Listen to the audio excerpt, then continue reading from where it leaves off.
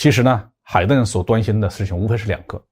第一个是能不能用高超音速武器这个话题为自己的军种争取更多的经费。第二个是美国有没有能力拦住中国发射过来的高超音速导弹。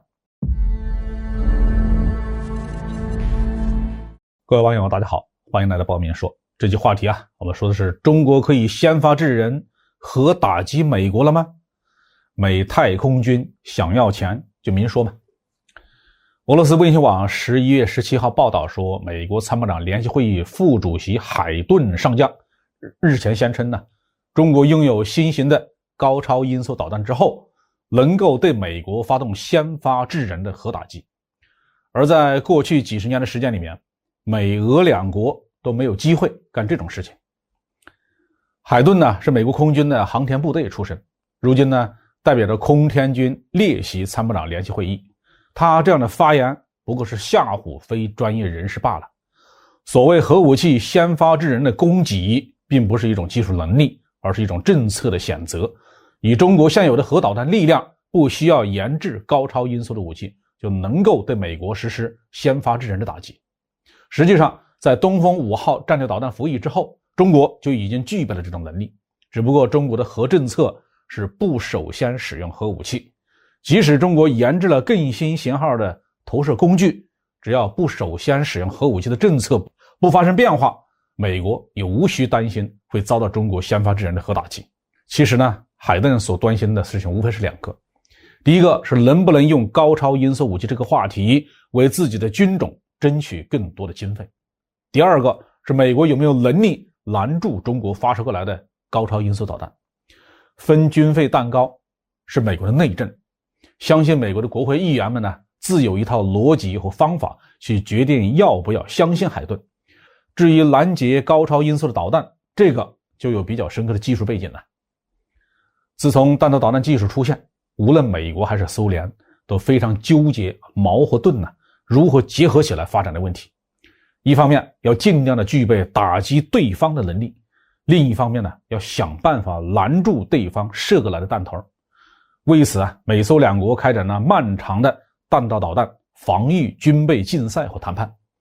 到目前为止，美国方面比较有把握能够拦截住普通的中远程弹道导弹发射过来的单个弹头。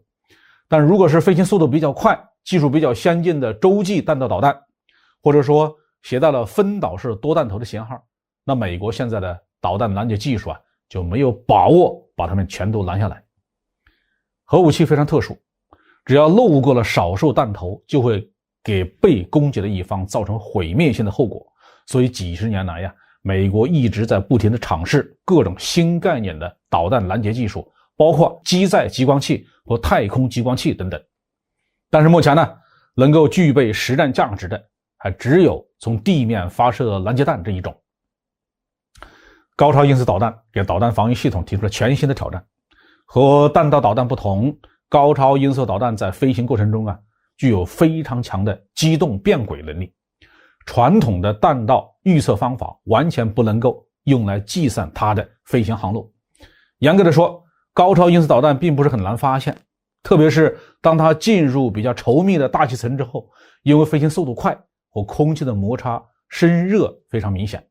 会在弹头的表面形成一个温度很高的等离子壳体。无论是用雷达还是用红外探测设备，都很容易发现这个正在高速飞行的高温物体。但是这个所谓的离子壳体的体积要比弹头本身大很多那你在监视屏幕上只能看到一个明晃晃的大火球，弹头到底在这个火球的哪一个具体的位置，那你是没办法精准定位的。这就让导弹拦截活动无法进行，只要偏上几米，拦截就失败了。更何况高超音速弹头本身就有很强的机动能力，拦截弹头必须具有更强的机动性能才能够把它截住，这个对当前的美国来说还是一件做不到的事情。既然拦不住，那美国就不能造更多的高超音速导弹和中国或者是俄罗斯来打对攻战吗？现代战争打的是火力战吗？以美国庞大的军费开支，多造些导弹出来难度应该不大吧？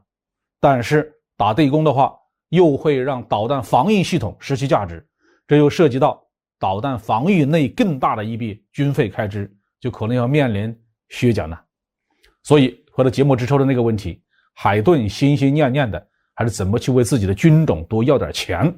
这正是所谓嘴上都是主义，心里全是深意。好，这句话题就说到这里。